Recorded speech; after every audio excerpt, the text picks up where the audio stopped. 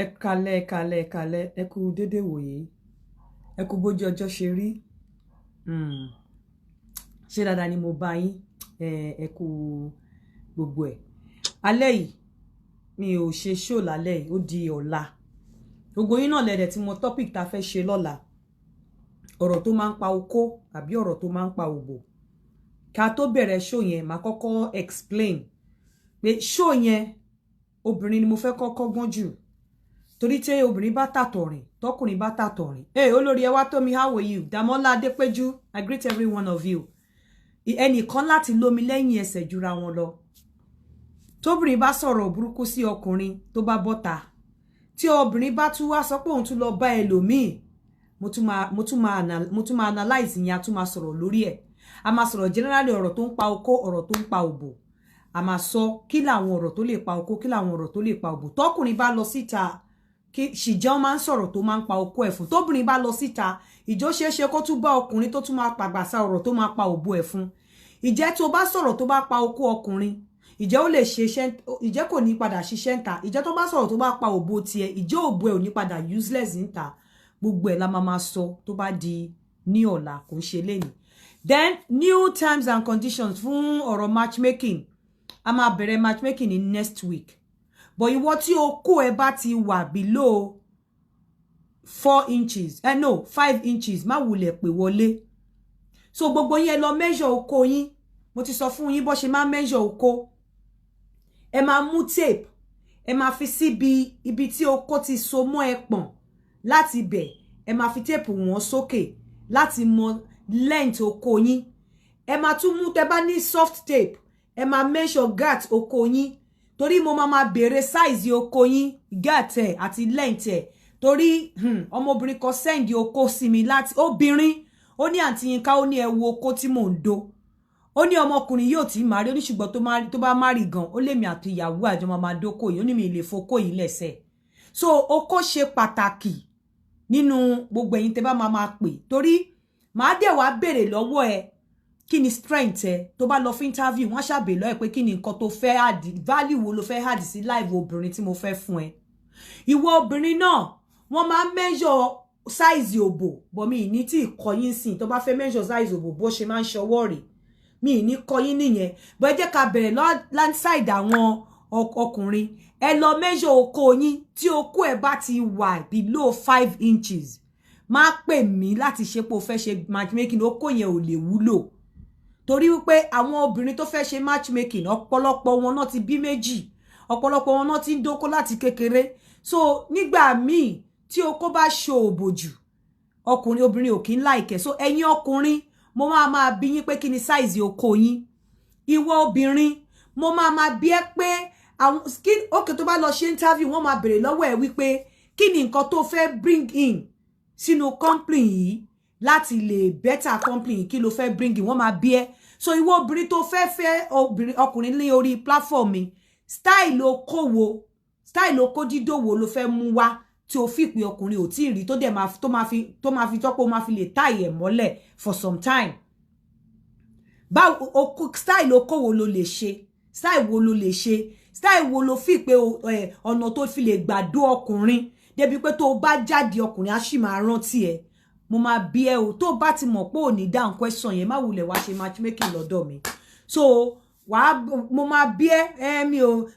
tó bá ti mọ̀ pé ò tí ì mú okó rí má wá ṣe matchmaking lọ́dọ̀ mi torí mi ò ready láti kọ́ anybody láti mú okó mọ́ tó bá ti mú okó rí ní o ti fẹ́ ọkọ mi ò ṣe fẹ́ o ti fọ́kọ rí tó bá ti mú okó rí tí bá introduce ẹ sọ́kùnrin ó máa padà fa wàhálà so tó bá ti mú okó rí tó ò tí mú okó rí kọ́kọ́ lọ lẹ́ni bó ṣe mú okó kó lọ ra sweet tí mo fi kọ́ yín bó ṣe mú okó yẹn kó lọ lẹ́ni bó ṣe mú okó tó bá ti mú okó rí má wá ṣe matchmaking lọ́dọ̀ mi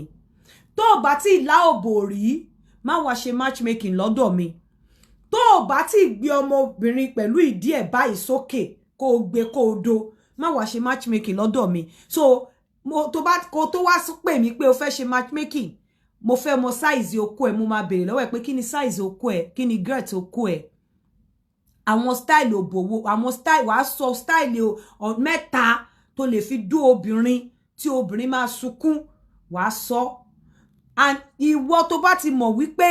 ó sì ń fi oògùn gbé ara kí okó ẹ̀ tó le tí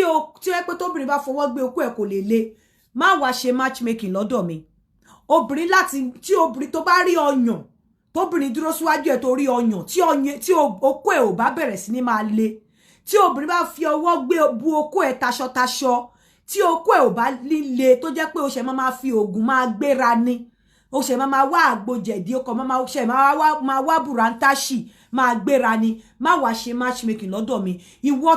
tó bá ti mọ̀ wípé okó ẹ̀ ò kì í ṣe okó téèyàn máa do tí á dẹ̀ máa obìnrin àwọn okó kan wà tí obìnrin bá do tó bá sí pẹ̀lú ọkùnrin yẹn gan tó bá rántí pé òǹdókò yẹn á dẹ̀ máa dá rẹ́rìn wọ́n máa rò pé ó ti ń ya wèrè díẹ̀díẹ̀ nìbọn okó tó dò yẹn òun ló ń pa lẹ́rìn ẹ wo orú obìnrin tó sẹ́ǹdì okó sí mi láti Amẹ́ríkà kò bá mi sọ̀rọ̀ okó rí ó kò sẹ́ǹdì okó yẹn ó ní àǹtí yín ká ó lè wo okó tí mò ń do ó ní báwo ni mo ṣe máa rírú okó yìí tí inú mi ò ní dùn ó ní ẹ wá ní kí n má fọkàn mi lẹ̀ ó lè wo okó tí mò ń do àjọ máa wora wa nínú ilé ni tí o bá ti wà proud láti irú okó tó o ní ṣé okó tí obìnrin máa lè rántí tó máa ní Olódùmarè omi ní fi ọkùnrin lẹ̀ tá máa ronú okó yẹn mú ẹ lára ṣé òun ló wà lọ bẹ́ẹ̀ torí ọ̀pọ̀lọpọ̀ àwọn okó ọkùnrin ń sìn yìí okó wọn gan ti relédè wọn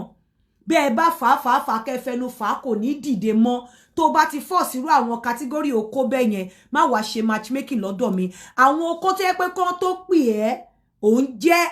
àwọn okó tó yẹ pé kán tó fọwọ́ kan gan níbi tẹ́ bá ti ń sọ̀rọ̀ lásán ó ti ń le irú àwọn okó yẹn ni kó wá ṣe matchmaking lọ́dọ̀ mi àwọn okó tó ṣe máa fàfàfà àwọn okó tó ṣe máa fi ẹnu mo tí ń bá rí mi ò kí ń sọ o àwọn okó tí àwọn obìnrin máa fẹnu fà tí gbogbo parí máa dùn wọ́n má gbèrú okó yẹn wá ṣe matchmaking lọ́dọ̀ mi gbé lọ síbi tí wọ́n ti lò yọ bẹ́ẹ̀ àwọn okó tí wọ́n ti kàntì ni má wá mú okó yẹn kó wá ṣe àkàntì sọ́dọ̀ tèmi èmi ò ní àwọn obìnrin tó lè dorú okó yẹn àwọn okó téèyàn fi ń tọrọ lọ́dọ̀ Ọlọ́run wípé Olúwa wo ọlá okó gidi tí mò ń dó yìí kó lànà ayọ̀ fún mi àwọn okó tó jẹ́ pé tí ọ̀nà ayọ̀ bá ti là tẹ́lẹ̀ tó bá bẹ̀rẹ̀ sí ní dó okó yẹn ọ̀nà yẹn máa dí ni má gbèrú okó yẹn wá sí bíbáyìí torí àwọn okó tí ò bá le tó bá tọ̀ọ̀chì ẹ̀ tó ọ̀nà ayọ̀ obìnrin bá ti là tẹ́lẹ̀ gan ọ̀nà yẹn máa dí ni àwọn okó tí ò kí ń le tó bá tọ̀ọ̀chì ẹ̀ àwọn okó tí ó bá pẹ́ tó bá rọ́yàn tí ò kí ń le tí ọ̀nà ayọ̀ obìnrin bá ti là tẹ́lẹ̀ ọ̀nà ayọ̀ yẹn máa dí ni o àwọn okó tíjọ́ máa ń open ọ̀nà ayọ̀ ni àwọn okó pé tó bá ti fọwọ́ kọ báyìí tándí ló máa dìde àwọn okó tó bẹ́ẹ̀ pé tó bá rí ọyàn ó máa dìde ni àwọn okó tó máa ń break protocol àwọn okó kan wà tó máa ń break protocol tó jẹ́ pé wọ́n á fi ẹ́ ṣe èdè ọ̀gá wọ́n á ní ìwọ ni PA ọ̀gá kò ní lè mójú kúrò ń bẹ á dó ẹ ṣáá ni àwọn okó tó ń break protocol àwọn okó tó jẹ́ pé wọ́n máa ní sister brother ṣùgbọ́n tó o bá wá brother lọ lé ojú ẹ̀ ò ní lè kúrò lára okó ẹ̀ tí ò bá dó ẹ̀ ò ní lọ àwọn okó tó ń break protocol nìyẹn àwọn okó tó lè mú àwọn okó tó ń ṣí àwọn okó tó jẹ́ wípé ó máa ń pa kìnìún lẹ́nu mọ́ àwọn okó tó ń pa kìnìún lẹ́nu mọ́ àwọn okó tó o máa rí tó máa mọ̀ pé ọ̀nà àbáyọ ti bá ìgbésí ayé ẹ̀ àwọn okó yẹn ni kẹ́ máa gbé bọ̀ sórí ìkànnì yìí so láti wákàtí ìlọ ìwọ ọkùnrin lọ measure okó ẹ̀ kó dẹ̀ mọ̀ kàtígórì tí okó ẹ̀ fall sí kó tó wá bá mi fún matchmaking àwọn kan ti ṣe matchmaking lórí ìkànnì wàláhì Olódùmarè tí wọ́n ti propose síra wọn tí wọ́n ti ń fẹ́ra wọn tí wọ́n ti jọ ń gbé o àwọn kan náà dẹ̀ ti ṣe tí wọ́n ti túká tí mo dẹ̀ mọ̀ pé lára nǹkan tó tú wọn ká ni kò lè jòbò mi ò lè lá okó ẹ̀ tó bá ti mọ̀ pé ò lá òbò rí ò dẹ̀ lè lá òbò má wá sórí platform yìí rárá wo àwọn tó ṣe matchmaking pọ̀ o èmi ṣe mo fẹ́ owó mo dẹ̀ fẹ́ àlùbáríkà mo dẹ̀ fẹ́ káwọn tí wọ́n sanwó fún mi kínú wọn jọ dùn ọ̀pọ̀lọpọ̀ àwọn èèyàn ló ń recommend àwọn èèyàn fún mi láti Amẹ́ríkà torí pé àwọn èèyàn almost àwọn tó ń ṣe lọ́dọ̀ mi l'Amẹ́ríkà wọ́n sì wà pọ̀ dọ́là so tó bá ti mọ̀ wípé o lè lá òbò má wá sórí program yìí wá fún matchmaking at all mo fi Ọlọ́run ọba bẹ́ẹ̀ tó bá fẹ́ kọ́nà ẹ̀ dí tó bá ti lè lá òbò má wá sórí platform yìí wá ṣe matchmaking tó bá ti lè mú okó in fact not tó bá ti lè mú okó tó bá ti mú okó rí má wá sórí platform yìí wá ṣe matchmaking mi ní sọ pé tó bá lá òbò rí torí gbogbo èèyàn kan ló ní experience yẹn rí bọ̀ ìwọ tó bá ti mọ̀ wípé nínú ọkàn ẹ ò ń wo òbò lílà àṣẹ̀gbin nínú ọkàn ẹ ò ń wo pé Ọlọ́run má jẹ́ kí n da ẹ̀sìn ò jẹ́ kí n lá òbò this place is not the right place for you láti wá ṣe matchmaking tó bá ti lè lá òbò má wá sórí platform yìí rárá tó bá jóbìnrin tó bá mu okó rí má wá sórí platform yìí rárá àwọn tó mọ̀ àwọn tó lè lá òbò gidi àwọn ni ko àwọn wọ́n wà welcome kó tó bá dẹ̀ ti lè lá òbò lọ measure size okó ẹ kó dẹ̀ categorize okó ẹ kó mọ̀ bí tí okó ẹ fall sí ṣé okó àdó banújẹ́ ni àbí okó téèyàn máa dó tó máa ronú tó dẹ̀ máa wò pé ha Ọlọ́run mo dóko ayọ̀ ṣé okó tó máa ń la ọ̀nà tó ti dí ni àbí okó tó máa ń dí ọ̀nà tó ti là àwọn okó tí ò ní kìmí àwọn okó tó máa ń rọ́lẹ̀ nígbà tí wọ́n bá rí ọyàn àti ọmú àwọn okó tó máa ń ní sista wá mi wálé ó so bèbè sista wá mi wálé ó pọ́n ọyàn ẹ̀ ṣùgbọ́n Ọlọ́run sọ wípé ká má ì tí ìdóra wa àwọn okó tí ò lálùbáríkà nìyẹn torí okó tó bá lálùbáríkà tí sista bá wá ẹ wálé nǹkan tó bá mú sista wá ẹ wálé tó mọ̀ pé sista lòun ẹ̀ tí ìgbùdọ̀ dóra yín ṣùgbọ́n tó wọ aṣọ tó yọ ìdí ẹ̀ bọ̀bọ̀ sẹ́yìn tó dẹ̀ wọ aṣọ tó yọ bra tó yọ aṣọ tí g-string ẹ̀ tó so bèbè tó wá wọ ẹ wálé àsista tó wá gbé Bible dání àwọn okó alálùbáríkà tó máa la ọ̀nà lágbàmí òkun wọ́n á gba Bible àwọn okó yẹn gan ló máa gba Bible yẹn sọ á gbà dànù lọ́wọ́ sista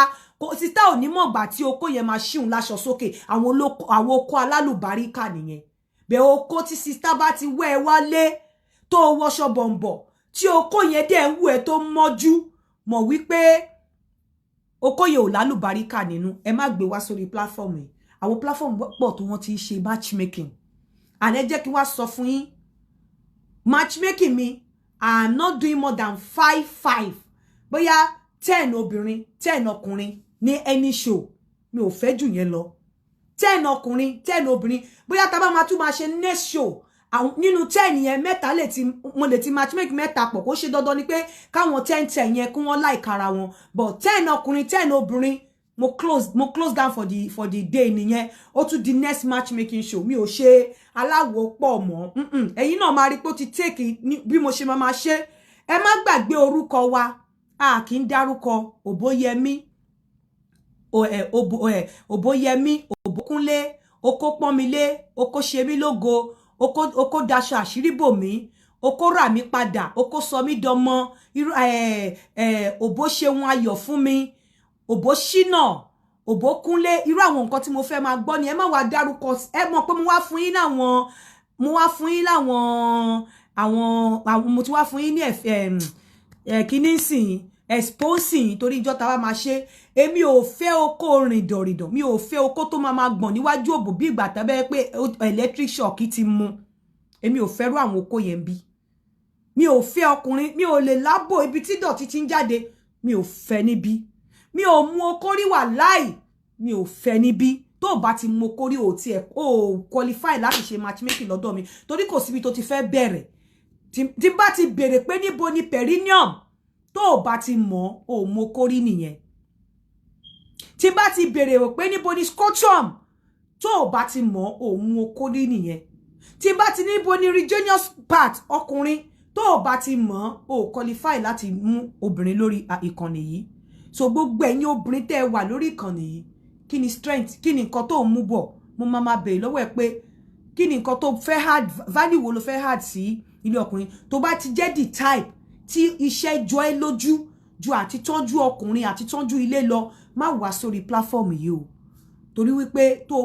tó bá meet obìnrin lórí platform yìí àbí o meet ọkùnrin ó yẹ kó ti mọ̀ pé number 1 thing ni pé ẹ máa dóra yín tó bá ti jẹ́ the type tó máa lọ sí ọkùnrin máa lọ fi owó ẹ̀ gba hotel ẹ máa wá dé hotel wá sọ wípé first time ni kí ni ṣé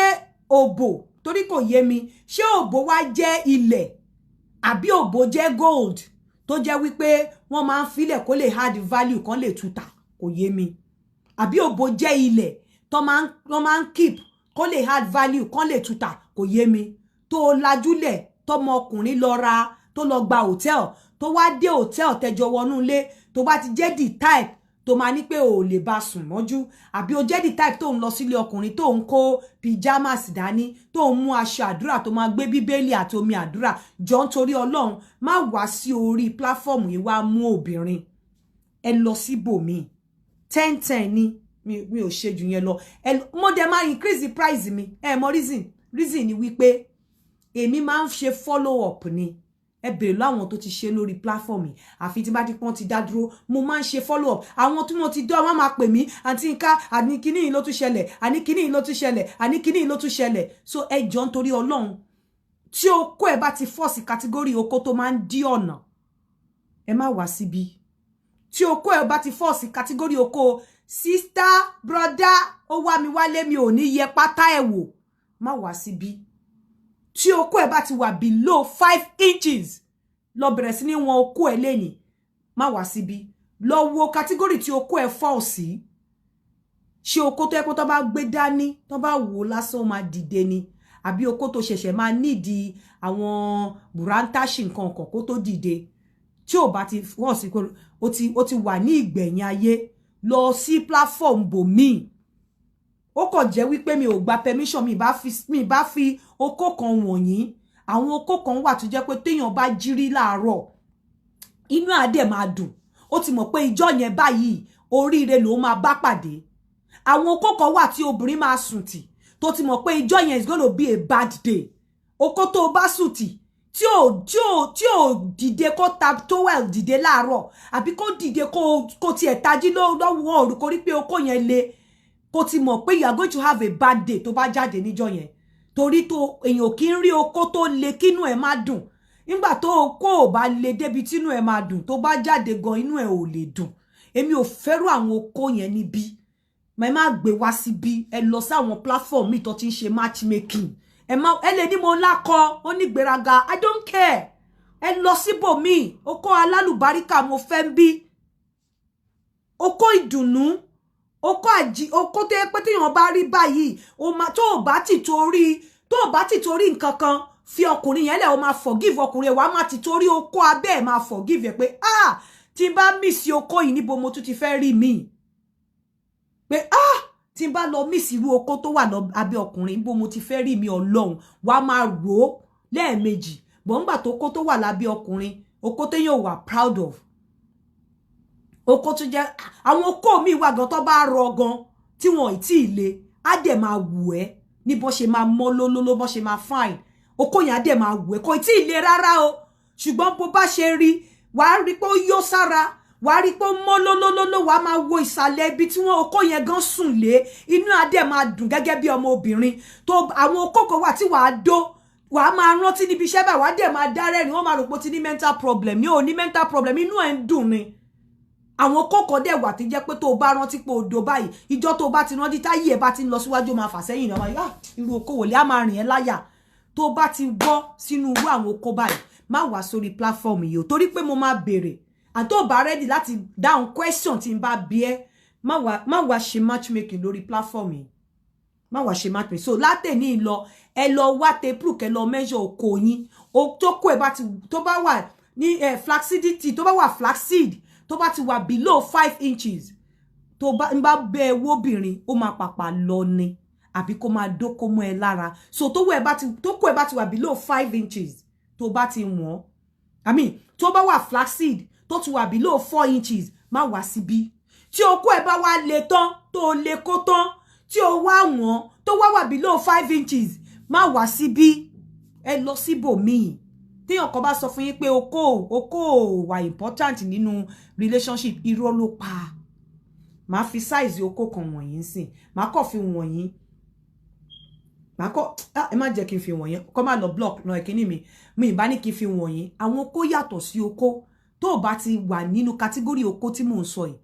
ẹ jọ̀ọ́ nítorí Ọlọ́run ẹ má wá ẹ má dẹ̀ gbàgbé orúkọ wa òbóyẹmí sí okó pọ́n mi lé ìdọ́gbé mi ró ọyàn ṣe mí lógo fùrọ̀fùrọ̀ dá mi sí fùrọ̀ léńtéńté àwọn irú àwọn nǹkan báyẹn ni irú àwọn nǹkan báyẹn tó bá yá gan tó bá yá máa sọ fún yín pé kẹ́ máa ya okó yín sí mi torí àwọn obìnrin tó bá fẹ́ yín máa send okó bí 2 3 sí wọn okó ẹni tó bá ti mú èmi ni máa mọ orúkọ ẹni tó jẹ́ mi ní fojú sí